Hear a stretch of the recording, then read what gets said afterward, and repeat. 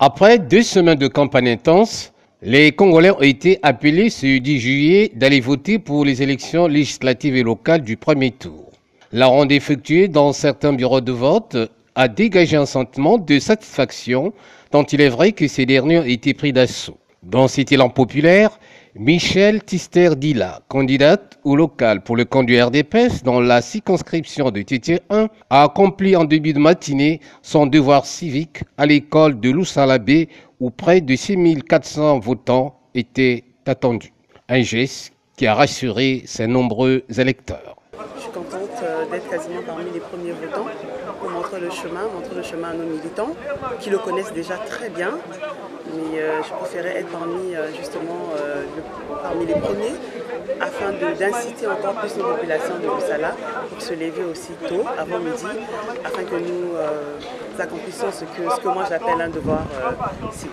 L'atmosphère, c'est très tôt, on est quasiment les premiers. Mais ils connaissent, ils savent.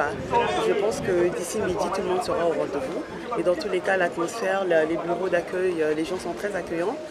On n'a pas à se faire, ça se fera dans les règles de l'art, dans la sécurité, bien entendu, dans le respect et surtout dans la paix.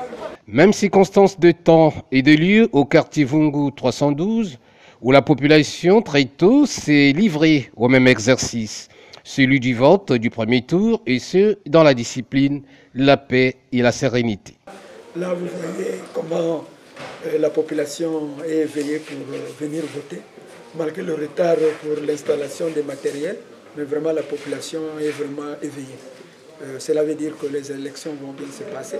Et nous avons à côté de nous la force publique qui va sécuriser le centre du bureau de vote. Donc, il n'y a rien à s'inquiéter. Merci.